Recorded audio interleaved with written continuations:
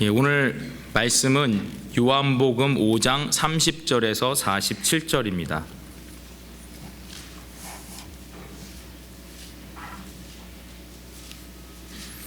요한복음 5장 30절에서 47절입니다.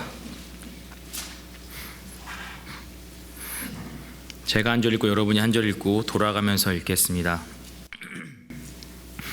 내가 아무것도 스스로 할 수 없노라. 듣는 대로 심판하노니 나는 나의 원대로 하려 하지 않고 나를 보내신 이의 원대로 하려는 거로 내 심판은 의로우니라. 그가 만일 나를 위하여 내 증거는 참되지 아니하며 나를 위하여 증거하시는 이가 따로 있으니 나를 위하여 증거하시는 그 증거가 참인 줄 아노라. 너희가 요한에게 사람을 보내매 요한이 진리에 대하여 증거하느니라. 그러나 나는 사람에게서 증거를 취하지 아니하노라. 다만 이 말을 하는 것은 너희로 구원을 얻게 하려 함이니라.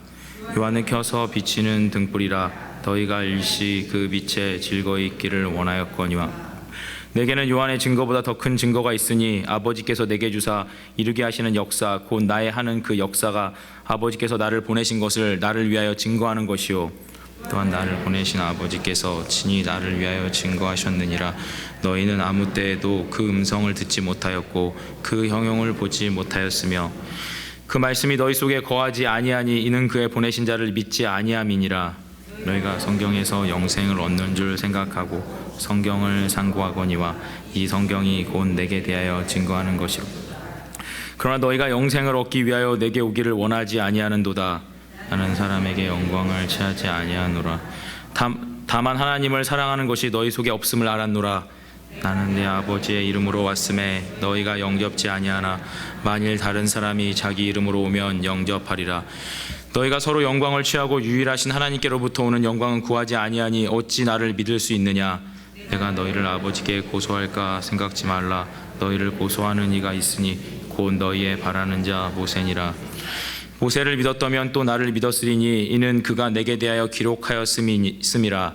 그러나 그의 글도 믿지 아니하거든 어찌 내 말을 믿겠느냐 하시니라. 아멘. 오늘 말씀 제목은 참된 사랑은 나의 영광을 버리게 한다 라는 제목입니다. 참된 사랑은 나의 영광을 버리게 한다. 오늘 설교 제 인생에 있어서 상당히 의미 있는 설교입니다.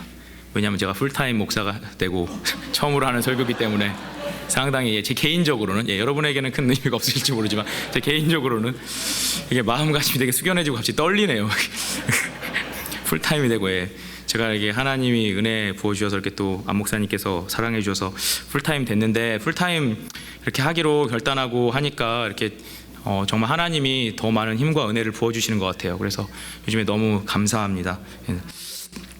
오늘 성경 말씀은 사실 전에 유재성 전도사님께서 요한복음 5장 앞부분을 가지고 설교를 하셨습니다. 그래서 그 뒷부분에 대해서 제가 큐티를 하다가 받은 말씀이라서 그 부분의 말씀을 이렇게 우연히 겹치게 이렇게 하게 됐습니다. 성경에서 말하는 것도 그렇고 우리가 일상에서 삶을 살아갈 때 무엇이든지 어떤 일을 함에 있어서 가장 중요한 것은 방향성이라고 생각합니다. 방향성. 어떻게 살 것인가? 이 일을 어떻게 해야 되는 것인가? 우리가 그 방향성을 잡지 않고 무조건적으로 열심히 할수록 그 일이 목표하는 것들과 점점점 멀어진다는 거죠. 방향성이 틀어졌을 때는 오히려 열심히 하지 않는 것이 본질에서 멀리 가지 않는다는 거죠. 그러나 방향성이 틀어져서 잘못됐을 경우에는 열심히 하는 만큼 멀어지는 거예요. 달리기에서도 마찬가지 아닙니까? 아무리 달리기를 빨리 하는 사람이 있다 그래도 달리기를 할 때 반대 방향으로 뛰면 무조건 탈락입니다. 이 정도는 다 아시겠죠? 제가 우사인 볼트, 요즘에 제일 빠른 사람이 우사인 볼트라는 사람이죠. 그 사람과 달리기를 해도 제가 올바른 방향으로 뛰고 그 사람이 반대 방향으로 뛰면 저는 무조건 이기게 돼 있다는 겁니다. 인생에서도 가장 중요한 것이 어떻게 하느냐, 방향성의 문제입니다. 신앙생활에서도 사실 방향성이 가장 중요합니다. 성경에서 사실 예수님께서 말씀하시는 것 중에 가장 중요한 부분 중에 하나가 방향성의 문제입니다. 쉽게 풀어서 얘기하면 신앙생활에 있어서 내가 잘못된 주장과 나의 열심을 가지고 더욱 깊은 신앙생활을 한다고 스스로 생각할수록 주님과 더욱 멀어지는 경우가 있다는 겁니다. 예를 들어서 사도 바울 같은 경우에도 회심 이전에 사도 바울이 하나님을 안 믿은 건 아니지 않습니까? 회심 이전에도 하나님을 열심을 다해서 믿었습니다.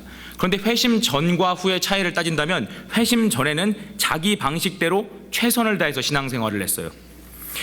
예수를 믿는 자들, 그 이단자들을 핍박해서 처리하는 것이 하나님을 위해 할 수 있는, 자기가 할 수 있는 최고의 일이라고 생각했기 때문에 그 예수 믿는 자들을 핍박했던 겁니다.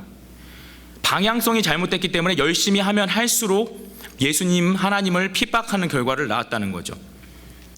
우리가 삶을 살아가면서 자기 생각에 갇혀서, 자기 열심에 갇혀서 자아 성취, 자기 도취에 빠지게 되면 결국은 신앙생활을 열심히 할수록 하나님과 멀어지게 되고, 내가 겉으로는 하나님의 영광을 위해서 이 일을 한다고 이야기하지만 결국은 자기의 영광을 쌓는 일이 되게 됩니다.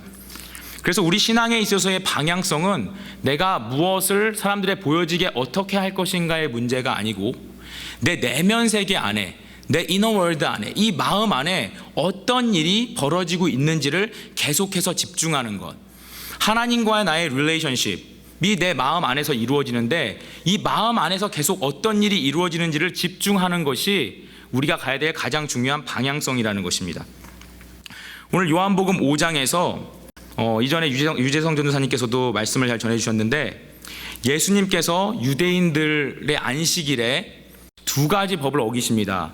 첫 번째는 병자를 고쳐주신 일을 하신 거예요. 안식일에는 일을 하지 않아야 되잖아요. 두 번째로 잘못한 것은 그 병을 고침받은 사람에게 일어나서 너의 자리를 들고 걸어가라고 해서 그 사람도 법을 어기게 만들었습니다. 근데 이 말씀을 보면 예수님께서 의도적으로 유대인들을 도발하신 것 같아요. 제 생각인데, 유대인들을 의도적으로 도발하셔서 안식일의 법을 어기는 걸 보여주심으로 안식일의 주인이 누구시고 과연 참된 진리의 복음이 누구신지를 유대인들이 알게 하기 위해서 일부러 도발을 하신 것 같아요. 본인도 안식일을 어기셨지만 이어서 자리를 들고 걸어가라고 해서 유대인들을 더욱 도발시키는 거죠. 그리고 결국 유대인들은 그 예수님에 대해서 당신이 누군데 율법을 어기느냐, 그리고도 그렇게 떳떳하느냐라고 퀘스천 마크를 달게 되죠. 그 다음에 이어서 예수님께서는 내가 누구다, 내가 바로 그 메시아다라고 얘기하시고, 그 다음에 그 메시아라고 내가 진리의 말씀이고 생명이라고 아버지께서 보내신 자라고 얘기해도 너희가 나를 믿지 못하는 이유가 무엇이다 라고 오늘 본문에서 이야기해 주십니다. 5장 말씀을 보면요, 19절부터 29절까지는 예수님께서 자신이 하시는 일, 이 땅에 왜 오셨는지, 그리고 이 땅에 오셔서 자기가 하시는 일에 대해서 말씀을 하십니다. 요한복음 5장 24절 말씀을 보면, 요한복음 5장 24절 말씀이 19절부터 29절까지 있는 그 말씀을 가장 잘 대변해 주는 말씀입니다. 그 말씀에 보면 내가 진실로 너희에게 이르노니 내 말을 듣고 또 나 보내신 이를 믿는 자는 영생을 얻었고 심판에 이르지 아니하나니 사망에서 생명으로 옮겼느니라. 아멘. 이 말씀 여러분 잘 아시죠? 예수님께서 19절부터 29절까지 내가 이 땅에 왜 왔는지에 대해서 얘기하시는데, 이 말씀을 이 전체 말씀을 잘 대변하는 한 구절이 5장 24절입니다. 결국 우리가 아는 복음, 이 땅이 하나님의 진노 아래서 죄인들이 심판을 받아야 되는데 내가 너희를 위해서 왔고 대신 죽기 위해서 왔고 나를 믿는 자에게 영생이 있다고 예수님께서 말씀하십니다. 그리고 30절부터 36절까지는 내가 이렇게 말한 것이 진짜다, 내가 너희한테 지금 거짓말하는 게 아니고 내가 정말 생명의 떡이고 생명의 음료고 나를 믿는 자마다 영원히 산다라는 이 말씀이 거짓말이 아니다, 내가 지금 너희한테 거짓말하는 것이 아니고 진리다라고 변호하십니다. 근데 변호하시는데 첫 번째로 두 가지를 가지고 변호하십니다. 첫 번째, 나를 증거하시는 분이 있다, 나를 증거하시는 분이 내가 참임을 증거하신다, 이렇게 얘기합니다. 근데 나를 증거하시는 다른 분이 나를 참이라고 증거하신다라고 하는데, 여기서 다른이라는 것은 제가 저번에도 설교 말씀드렸듯이 different가 아니라 another입니다. 똑같은 질을 가졌지만 다른 분, 그리그로 알로스라고 하는데요, 똑같은 질을 가진 두 개, 동일 본질을 가진 두 개. 예수님께서 자기와 동일한 본질을 가지신 그 다른 분이라고 말하는 건 누굴까요? 하나님, 성령님을 말하는 거겠죠. 하나님께서 나를 증거하시기 때문에 내 증거가 참이다. 나는 내 얘기를 스스로 하는 것이 절대 아니다. 예수님께서 계속 복음서를 통해서 반복하시는 것이 나는 절대 내 얘기를 하는 것이 아니다.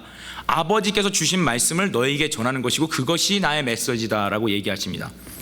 그리고 이어서 두 번째로 요한의 증거에 대해서도 얘기하십니다. 세례 요한을 얘기하는 거죠. 요한복음 1장 말씀에 보면 세례 요한이 광야에서 외치는 소리인 세례 요한이 예수님의 앞길을 준비하면서 그분이 오시면 나는 물로 세례를 주지만 너희는 불로 성령으로 세례를 받을 것이라고 그렇게 얘기를 합니다. 그 요한의 증거를 너희가 믿고 안다면 분명히 요한의 증거가 참되다면 나는 바로 그다 라고 이렇게 얘기를 하십니다. 여기에서 34절에서는 그래서 예수님께서 이러한 자기 변호, 자기 증거를 하시는 이유를 얘기합니다. 이것은 바로 내가 나의 유익을 위해서 너희한테 이 얘기를 하는 게 아니야. 내가 너희 앞에서 나를 자랑하기 위해서 이 얘기하는 거 아니야. 너희들은 스스로 자랑하기 위해서 이런 증거를 갖다 대지만 나는 내가 이것을 하는 얘기는 바로 너희를 구원하기 위해서다라고 얘기하십니다. 사람은 항상 자신을 변호할 때 우리는 우리 자신을 변호를 많이 해요. 그렇죠? 저도 항상 어디에 지각하면 카톡을 보내죠. 죄송합니다. 10분만 차가 밀려서 늦을 것 같습니다. 한국 분들 잘 하시는 거 있잖아요. 집 앞에서 신발 신고 있으면서 문자로 지금 가는 중입니다 이렇게 보내잖아요. 그렇죠? 가는 중입니다 그러면 이제 신발 신고 있는 겁니다. 방문 연 겁니다. 우리는 항상 자기 자신을 변호하려 할 때 그 변호의 목적이 뭡니까? 결국 나 자신의 유익을 위해서예요. 남에게 욕먹지 않고 내가 나쁜 사람이 되지 않기 위해서 나 자신을 유익을 위해서 우리는 항상 자신을 변호해요. 근데 예수님이 자기 자신을 변호하신 이유는 우리 모두를 생명으로 인도하시기 위해서 자기를 변호하신다는 거예요. 인간은 자기의 유익을 위해서 변호하지만 예수님은 우리의 유익을 위해서 자신이 누구라고 변호하시는 거예요. 이것이 우리와 예수님의 차이라는 거예요. 크리스찬은 나의 유익을 위해서 나를 변호하는 사람이 아니라 다른 사람의 유익을 위해서 나를 변호하는 사람이 되어야 합니다. 여러분, 우리가 교회나 어떤 공동체 가운데서 싸움이 일어나고 파당이 지어지는 이유가 뭡니까? 결국은 내 주장을 변호하기 위해서 다른 사람을 끌어들이는 거예요. 내 주장이 나 혼자 얘기하면 약하니까 내 주장을 얘기해서 내가 옳다라는 걸 증명하기 위해서 다른 사람을 끌어들여요. 그래서 그 사람들을 통해서 내가 옳다라는 것을 확증하기 위해서 사람들을 끌어들이잖아요. 그래서 다른 사람들 사이에 욕을 하고 서로 뒤에서 서로 욕을 하는 이유가 결국은 그 중심에는 나의 자아가 있다는 거예요. 나의 의, self-righteousness, 내가 올바름을 증명하고 싶다는 교만한 본능이 나를 그렇게 만드는 거예요. 정치인들도 마찬가지 아닙니까? 이합 집산하면서 서로 모여가지고 팔을 짓는 게 뭡니까? 내가 맞으니까 여기에 많은 사람을 모아서 내가 맞다는 것을 증명해야 돼라고 얘기한다는 거예요. 사실 우리도 같은 그런 종류의 죄를 많이 짓죠. 그런데 예수님께서는 우리를 생명으로 이끌기 위해서 자기를 변호하세요. 자기를 드러내기 위해서가 아니라 우리를 다른 이들을 생명으로 이끌기 위해서 자신을 변호하신다는 겁니다. 정말 우리가 다른 사람에게 지지를 받아야 되는 이유는 다른 사람을 섬기기 위해서입니다. 우리나라가 정치가 어지럽다고 하는데 왜 정치가 어지럽습니까? 정치인들이 국민의 지지를 받아서 그 지지를 무엇을 위해 사용합니까? 자기의 유익과 자기의 파당을 짓는 데 사용하기 때문에 나라가 어려운 거 아니겠습니까? 정치인들이 국민으로부터 받는 지지를 정말로 국민을 위해 사용한다면 나라는 절대로 어려워질 일이 없을 겁니다. 여기에 크리스찬들이 가야 되는 길이 있다는 겁니다. 여러분, 우리가 교회에서 특히 리더십으로 섬길 때 우리는 분명히 사람들의 지지를 받아야만 합니다. 지지 받지 않으면 어떻게 하겠습니까? 내가 목자인데 목원들이 나를 믿어주지 않고 지지하지 않아요. 그럼 목장 어떻게 운영하겠습니까? 분명히 지지를 받아야 돼요. 분명히 인정을 받아야 돼요. 중요한 것은 지지를 받느냐 인정을 받느냐의 문제가 아니고 과연 그 목적이 무엇이고 그것을 어떻게 사용하느냐의 문제라는 거죠. 누군가가 나를 지지해 줬을 때 그것을 나의 유익과 만족을 위해서 내 편으로 만드는 것이 아니라 그 사람들의 지지를 가지고 다시 그 사람들을 유익하기 위해서 그 사람들에게 예수 그리스도를 전하고 참된 사랑을 전하고 신뢰의 관계 속에서 아름다운 것을 전해주기 위해서 우리가 그 지지를 사용할 때 모든 공동체가 아름다워질 수 있다는 겁니다. 저 안 목사님도 늘 하시는 말씀이 뭡니까? 교회는 목사 거 아니고 성도는 목사 편 되는 것이 아니라 예수님 편 돼야 된다는 거 아닙니까? 우리가 어디에서 어떤 리더십에 있고 가정도 마찬가지 아닙니까? 부모가 자녀를 조종하려고 하고 내 편으로 만들려고 하니까 파당이 생기고 분란이 생기고 심지어는 가족 간에도 그런 일이 생기는 거 아닙니까? 지지와 인정을 통해서 다시 다른 사람들에게 선한 영향력을 미치고자 하는 것, 그것이 리더십의 실체라는 겁니다. 우리가 크리스찬으로 살면 반드시 리더가 됩니다. 전도를 하는 것 자체가 리더십입니다. 그렇다면 분명히 지지를 받았을 때 그 지지와 인정을 가장 아름다운 것으로 돌려주기 위해 설 때 우리가 참된 크리스찬 리더로 설 줄 믿습니다. 예수님께서 여기서 자기가 내가 너희들에게 이 증거를 얘기하는 것은 너희를 구원하기 위함이다라고 간절하게 34절에서 얘기하신 이후에, 그런데 내가 이렇게 얘기해도 너희들은 이걸 받아들이지 않는다라는 것을 37절부터 얘기하십니다. 37절부터 뒷부분까지의 말씀은 내가 너희를 위해서 이런 목적을 위해서 왔고, 그리고 내가 이것이 참이라고 이렇게 증거를 했는데 너희들이 믿지 못한다. 고로 너희들이 믿지 못하는 이유는 내가 문제가 있어서가 아니라 너희 안에 분명히 잘못된 것이 있기 때문에 믿지 못하는 것이다라고 예수님께서 얘기하시는 겁니다. 37절부터 40절 말씀에 보면 예수님께서 유대인들이 뒤집힐 만한 얘기를 하십니다. 뭐라고 얘기하시냐면, 아버지께서 친히 나를 위해서 증거하셨는데 너희는 아버지 잘 모르잖아. 너희는 아버지를 잘 모르는데 그 이유가 뭐냐면 38절에 그 말씀이 너희 속에 거하지 않는다 이렇게 얘기하세요. 그리고 그 이유는 하나님이 보내신 자가 여기 있는데도 너희는 그를 영접하지 않고 그 말씀, 태초의 말씀, 그 말씀이 지금 육신으로 와서 너희 앞에 서 있는데도 너희는 그 말씀을 받지 않기 때문에 하나님의 말씀이 너희 안에 없다라고 이야기를 하십니다. 유대인들에게 생명은 뭡니까? 유대인들에게 생명은 자기에게 말씀, 곧 율법, 곧 말씀이 주어졌다는 거예요. 하나님의 말씀, 구약 성경이 자기네들에게 주어졌다는 겁니다. 그 구약 성경을 주야로 묵상하면서 읽으면 그 말씀대로 살게 되면 구원을 받고 하나님의 자녀가 된다는 생각으로 그 말씀 하나 붙들고 사는 거, 그 말씀이 언약 백성이 되었다는 프라이드예요. 그게 자존심이에요. 우리는 하나님의 말씀 받은 자, 이방인들은 하나님의 말씀 안 받은 자, 그 말씀에 대한 대단한 프라이드가 있었다는 거예요. 그런데 그 말씀을 연구하는 사람 중에서도 최고로 말씀에 심취하여 최고로 말씀을 많이 연구하는 바리새인들에게 예수님이 오늘 뭐라고 말씀하시냐면, 너희에게 말씀이 없어. 너희 안에는 그 하나님의 말씀이 없어. 이렇게 얘기하신다는 거예요. 그 바리새인들이 들을 때 뒤집히는 얘기죠. 마치 우리가 교회를 한 30년 다녀가지고 장로님 되고 목사님 되고 전도사님 됐는데 어떤 분이 와가지고 당신은 내가 딱 보니까 예수 안 믿네요. 이렇게 얘기하는 거랑 똑같은 거예요. 당신은 내가 보니까 예수 안 믿는 것 같아요. 예수님 누구신지 아십니까? 새신자반, 새섬김이 교육 다시 받으셔야죠. 이런 얘기를 듣는 거나 지금 마찬가지라는 거예요. 뒤집힐 얘기죠. 예수님께서 그 이유를 설명해 주시는 거예요.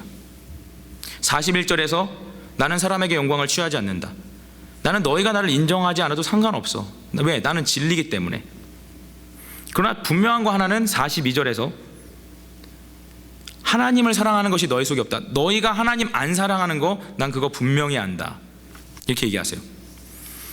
내가 너희가 하나님 안 사랑하는 거 분명히 아는데 그 이유가 뭐냐면 43절에서 44절 말씀에 보면, 자 봐라, 너희들한테 만약에 유명한 사람이 오면, 그 당시에는 정치적으로 유명한 사람, 또 지식적으로 뛰어난 사람이 있으면 랍비라고 부르면서 그 학문, 한 학파를 이루지 않습니까? 만약에 너희에게 뛰어난 랍비, 이름 날리는 랍비가 와서 자기의 이름을 드러내고 정치적으로 명망이 있는 사람이 와가지고 너희한테 무슨 얘기하고 돈이 있는 사람이 와가지고 너희에게 돈을 보여주면 너희는 굽신굽신할 거야. 43절 말씀에서 다른 사람이 자기 이름으로 오면 영접하리라 이렇게 얘기하거든요.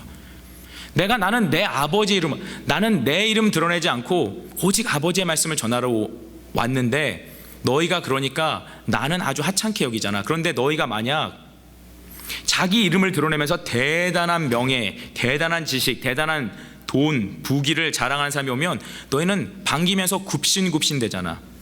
그런데 오히려 내가 겸손한 마음으로 진리를 갖고 오니까 그 진리 따위를 쳐다보지 않잖아. 44절 말씀에서 이어서 말씀하십니다. 너희가 서로 영광을 취하고 영광을 주고받고, 와, 저 사람이 저렇게 많은 지식, 많은 돈, 많은 명예가 있어 굽신대고, 또 어떤 사람으로부터는 내가 그 영광을 받기도 하고, 그래, 내가 너보다 돈이 많잖아, 내가 너보다 지식이 많잖아, 내가 너보다 명예가 있잖아, 나에게 와서 좀 굽신대봐 라고 얘기하면서 다른 사람들의 인정과 굽신대는 것을 받아들이면서 좋아한다는 거예요. 서로 영광을 주고받지만 실제로 영광이라는 것은 무엇입니까? 글로리라는 것은 사람이 만들어낼 수 있는 게 아니잖아요. 사람이 나를 인정해 준다고 그것이 영광이 됩니까? 영광이라는 것은, 글로리라는 것은 오직 하나님께만 쓸 수 있는 단어라는 거예요. 그런데 정말 영광, 진짜 영광, 하나님이 주신 영광, 그 영광을 가지고, 아니 그 영광의 본질인 내가 이 땅에 왔는데 너희는 나를 하나도 반기지 않잖아. 왜냐하면 겸손한 모습으로 내가 나를 드러내지 않기 때문에. 여러분, 배가 부르면, 사람이 배가 부르면 아무리 맛있는 음식이 있어도 식욕이 땡기지 않습니다. 그렇죠? 아무리 맛있는 음식이 있어도 배가 너무 부르면 식욕이 당기지 않아요. 우리 이번 돌아오는 주일날 교역자 회식하러 가기로 했는데요. 저는 미리 굶을 생각입니다. 아무리 맛있는 음식이 있어도요, 우리가 맛없는 음식을 배부르게 먹으면요, 음식이 땡기지 않는 거예요. 땡기신다면 조금 문제가 있는 겁니다. 마찬가지로 사람이 자기 영광에 취해 있으면 아무리 성경 말씀을 보고 아무리 기도를 해도 하나님의 영광에 대한 식욕이, 입맛이 땡기지 않는다라는 거예요. 오늘 예수님께서 그 말씀을 하시는 거예요. 바리새인 너희들 성경 그렇게 많이 한다며, 성경 그렇게 많이 읽었지, 그래 말씀이 너희 안에 있다고 말씀대로 산다고? 근데 너희 안을 들여다봐라. 너희 안에 정말 그 말씀의 영광을 원하는, 진리의 영광을 바라는 마음이 있느냐? 진리를 위해서, 참된 진리를 위해서 찾고자 하는 마음이 있느냐? 아니면 그 말씀을 너희가 가져서 너희의 영광으로 삼으려는 교만이 있지 않냐? 너희 속을 한번 들여다봐라. 예수님께서 오늘 이 말씀을 하시는 거예요. 너희는 이미 너희 영광으로 너무나 배불러 있기 때문에 참된 진리인 내가 영광으로 왔지만 너희는 입맛이 전혀 당기지 않는 거야.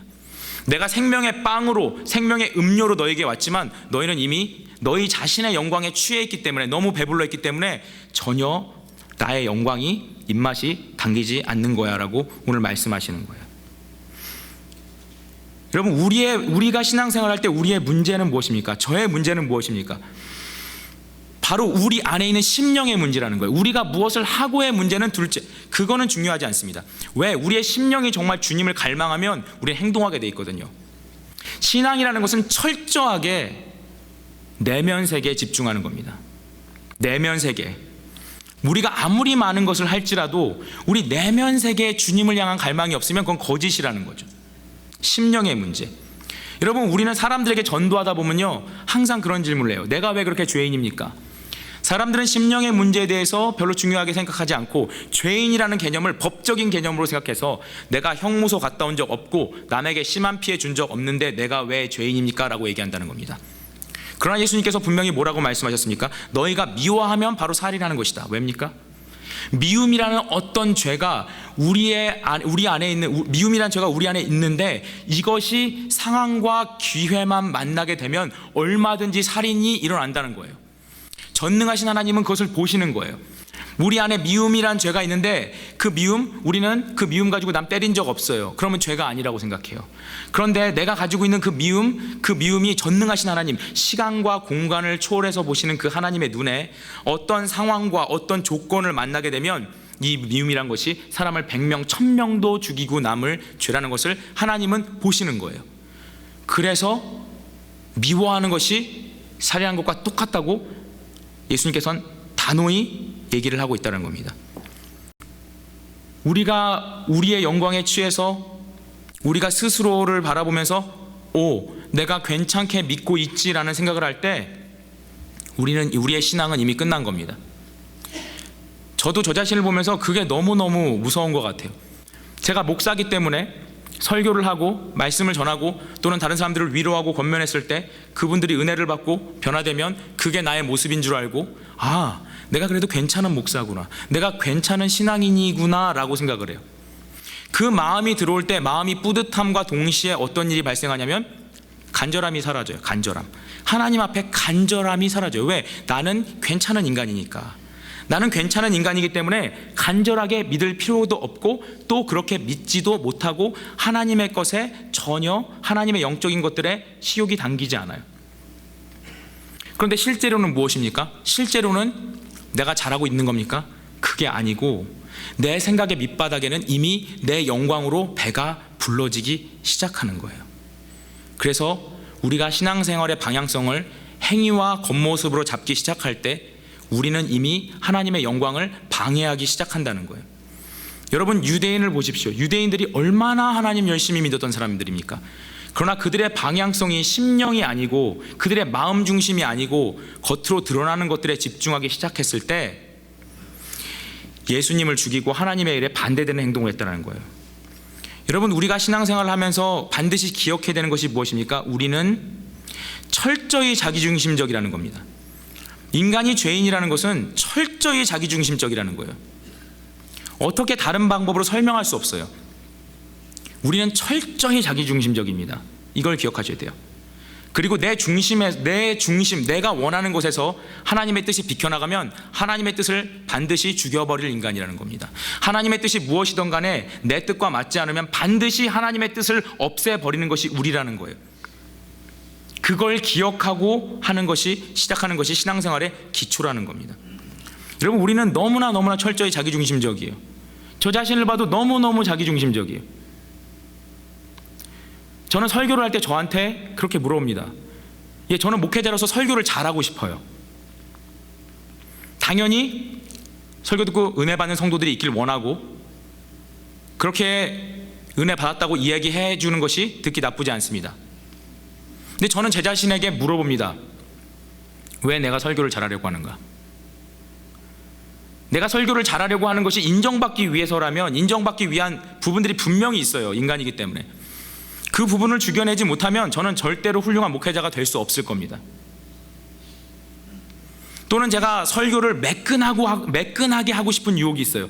설교를 아주 유연하고 매끈하게 성도들을 들었다 놨다 울렸다 웃겼다 이렇게 하고 싶은 마음이 있어요. 그런데 그 실수를 안 하고 설교를 매끈하게 하고 싶은 그 마음 속에는 제 안에는 스스로 제가 완벽해지고 싶은 마음이 있어요. 여기서 실수 안 하고 완벽하게 하면 내가 완벽해질 것 같다라는 마음 깊은 곳에 생각이 있어요. 저는 제 자신을 알아요. 제가 죄인이기 때문에. 제가 설교를 하면 할수록 그 부분들을 죽여내지 못하면 내가 완벽해지고 내 스스로 행위를 통해서 내가 완벽해지고 싶은 작은 유혹들, 사람들에게 인정받고 싶은 작은 유혹들, 그것들을 설교하면서 죽여내지 못하면 설교받고 다른 성도님들은 은혜 받을지 모르지만 저는 망하는 겁니다. 저는 망하는 거예요. 여러분, 우리가 삶을 살아가면서 교회에서 공동체 생활을 하면서 우리가 어떤 일을 해서 얼마나 잘하고 얼마나 잘한다고 해도 중요하지 않습니다.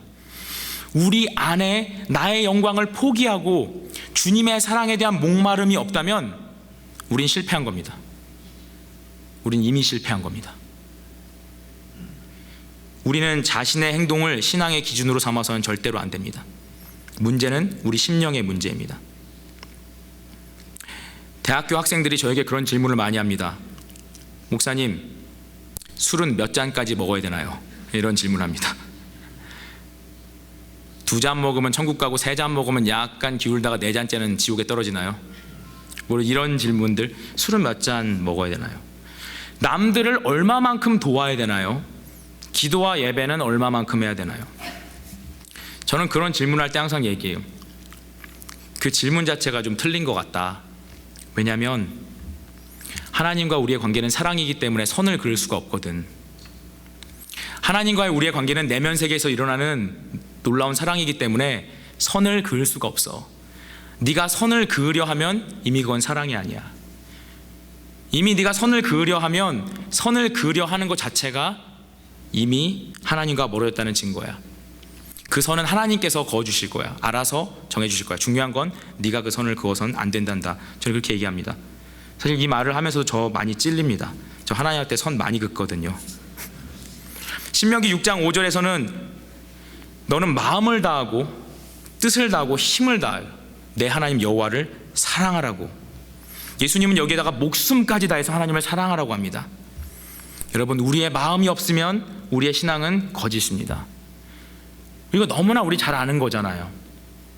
예수님이 왜 바리새인들을 욕하고 창녀와 세리를 사랑하셨습니까? 그들을 택하셨습니까? 그들과 함께 친구가 되셨습니까? 바리새인들은 자기 행위에 포커스해서 자기 내면을 하나님께 조금 더 드리지 않았어요.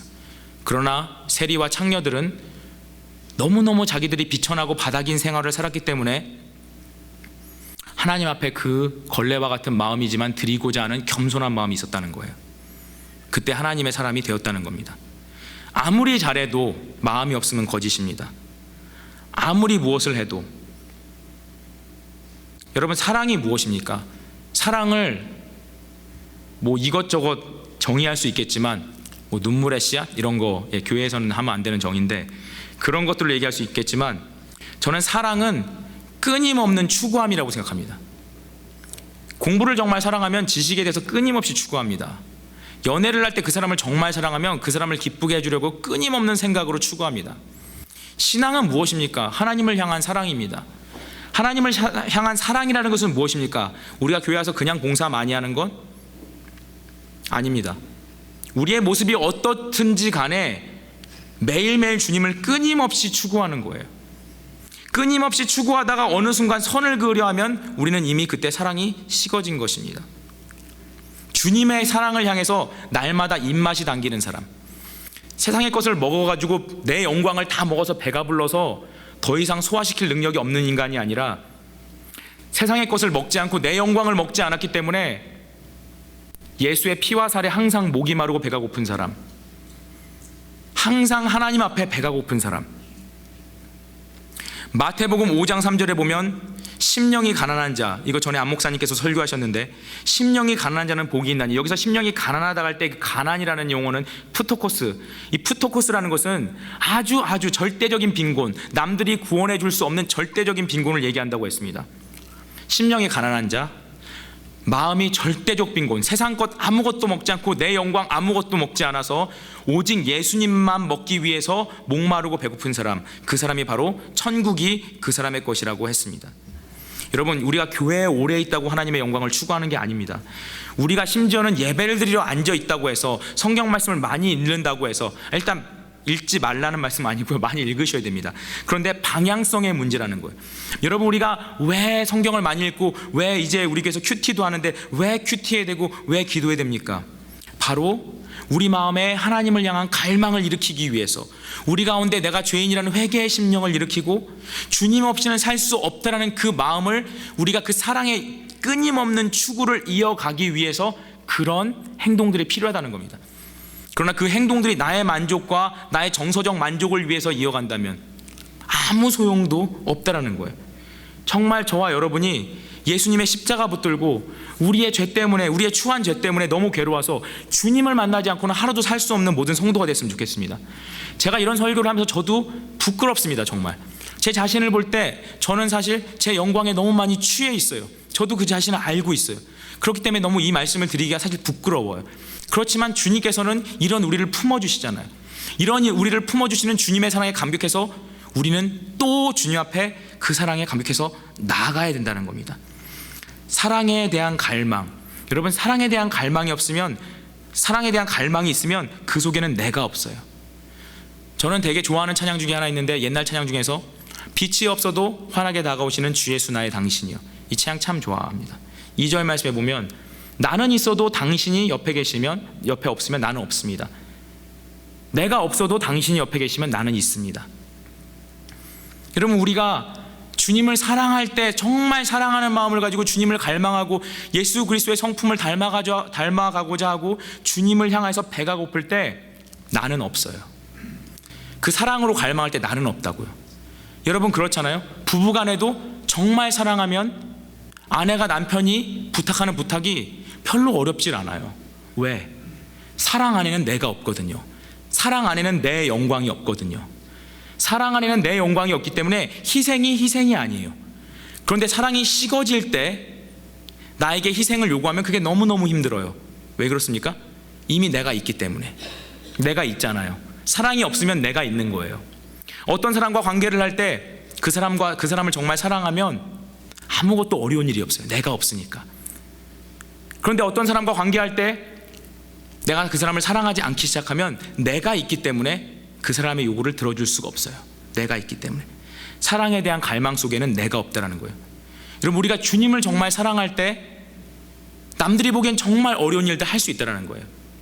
우리가 볼 때 선교사님들, 정말 보통 사람이 하기에 너무너무 어려운 일들을 하시는 분들 기쁨으로 감당하세요. 그 이유가 무엇입니까?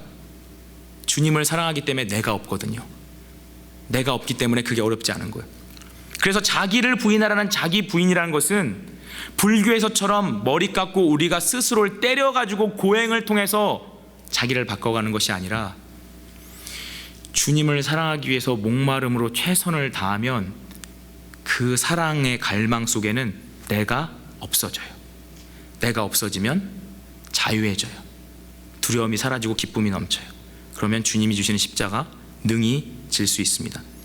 여러분, 우리가 2015년에는 정말 내 자신의 모습을 보고 요한계시록 3장 17절 18절에서 주님이 라오디게아 교회 교인들에게 하신 말씀을 정말 우리가 깊이 생각해 봤으면 좋겠습니다. 이 말씀을 읽고 우리가 말씀을 마치겠습니다. 함께 읽겠습니다. 내가 말하기를 나는 부자라 부요하여 부족한 것이 없다 하나 내 곤고한 것과 가련한 것과 가난한 것과 눈먼 것과 벌거벗은 것을 알지 못하는도다. 내가 너를 권하노니 내게서 불로 연단한 금을 사서 부요하게 하고 흰옷을 사서 입어 벌거벗은 수치를 보이지 않게 하고 안약을 사서 눈에 발라 보게 하라. 아멘. 라오디게아 교회를 통해서 향해서 예수님께서는 네가 너무나 배가 불렀어. 너는 아무것도 부족한 것이 없다라고, 나의 신앙생활, 나의 생활은 너무나 좋아라고 얘기하지만 네 본질을 봐라. 네가 얼마나 벌거벗고 얼마나 눈멀었는지를 봐라. 그러면 내게 나오게 될 것이다. 여러분, 우리가 어떻게 주님을 향한 목마름을 가질 수 있습니까? 그 방법은 단 하나입니다. 우리가 죄인이라는 것을 기억하는 것입니다. 우리가 얼마나 눈멀고 얼마나 벌거벗고 주님 보시기에 얼마나 더러운 모습으로 있는지 알게 되면 내 영광, 내 걸레 같은 영광 버리고 주님 앞에 나가서 주님의 영광을 구하게 될 것입니다. 2015년에 오직 우리가 세상의 영광, 나의 영광으로 배부르지 아니하고 나의 본질이 무엇인지, 내가 얼마나 걸레 같은 존재고 쓰레기와 같은 존재인지를 깨닫고 주님의 영광을 향해서 목마른 우리 섬기는 교회 가족들 되길 간절히 원합니다. 아멘. 이 시간 잠깐 말씀을 놓고 함께 기도하는 시간 갖도록 하겠습니다.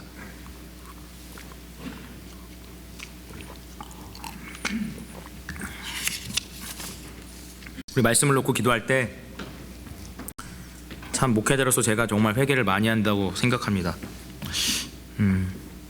정말 우리가 저부터도 얼마나 저희 자신의 영광에 취해 있습니까? 우리가 정말 나를 높이려고 하고 늘 나를 높이고 내 생각을 변호하고 나를 드러내는 것이 우리의 삶의 전부인 것 같아요. 제 자신을 봐도 그런 것 같아요. 이번 설교를 할 때조차 내 자신을 세우고 싶은 그 욕망에서 자유롭지 못해요. 정말 이 시간에 기도할 때 주님, 사랑이 있으면 내가 없습니다. 그런데 주님을 향한 사랑이 없기 때문에 나는 나로 가득 차 있어요. 내 생각, 내 영광으로 가득 차 있습니다. 주님, 2015년에 정말 내가 기도하고 말씀 보다가 내가 얼마나 추하고 내가 얼마나 연약한 죄인이고 내가 얼마나 더러운 죄인인지, 내가 얼마나 눈멀었고 벌거벗었는지를 보게 하시고, 그래서 예수님 앞에 나와서 정말 주님을 목말라 하고 세상 것 아니고 나의 영광 아니고 오직 주님이 주신 영광, 우리 주 예수 그리스도의 사랑, 그것만에 정말 미친 듯이 목말라 할 수 있는 성도 되게 하여 주시옵소서. 우리 이 시간에 함께 통성으로 기도하도록 하겠습니다. 아버지 하나님, 주님 이 시간에 주님 앞에 겸손한 마음으로 나아갑니다. 하나님, 정말 말씀을 전하면서조차도 나의 영광을 세우려 하고 스스로 완벽해지려고 하는 아버지 하나님, 저의 어리석은 모습을 주님 용서하여 주시옵소서.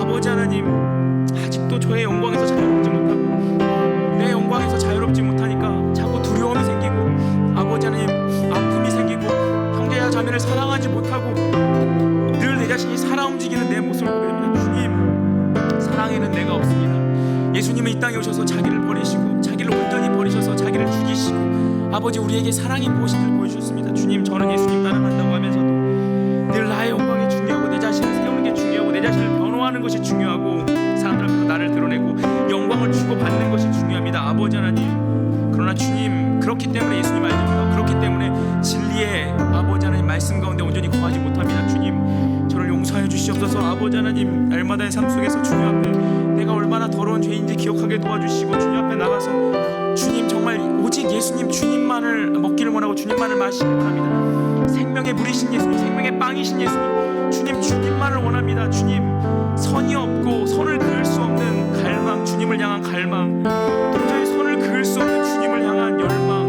아버지 그 안에 내가 없는 아버지 하나님 그 신앙, 내가 없는 그 모습, 아버지 하나님, 오직 주님과 나의 사랑하는 형제와 자매만 있을 뿐 내가 없는 삶, 내가 없는 삶을 살 때 내가 얼마나 자유할 수 있는지, 내가 없는 삶을 살 때 내가 얼마나 기쁘고 자유할 수 있는지, 주님 안에서 얼마나 행복할 수 있는지, 아버지 하나님 그것을 경험하고 또 경험할 수 있도록 주님 인도하여 주시옵소서. 아버지 역사해 주옵소서. 주님, 이 시간에 회개하며 부끄러운 마음으로 기도합니다. 주님, 지금까지 살면서 내 영광에서 자유로워 본 적이 없습니다. 주님, 무엇을 하던 보상받으려고 했고, 무엇을 하던 날 드러내려고 했고, 사실 제가 하는 모든 말 속에, 우리가 하는 모든 말 속에 나 자신을 드러내고자 하는 마음이 가득합니다. 하나님, 우리의 중심을 살피게 해 주시옵소서.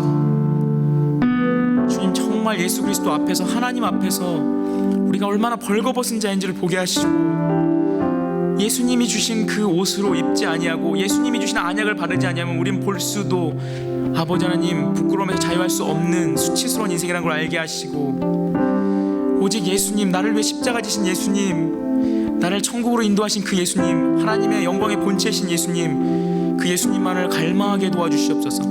그 예수님을 사랑하며 달려갈 때 나는 없어질 것입니다. 주님, 내가 없어지면 주님 안에서 한없이 자유할 것입니다. 나의 자아가 없다면, 나의 의가 없다면 우리 형제 자매들 사이에 갈등도 없을 것입니다. 주님, 주님의 온전한 사랑 속에서 나의 자아가 녹아지게 하여 주시옵소서. 예수 그리스도의 이름으로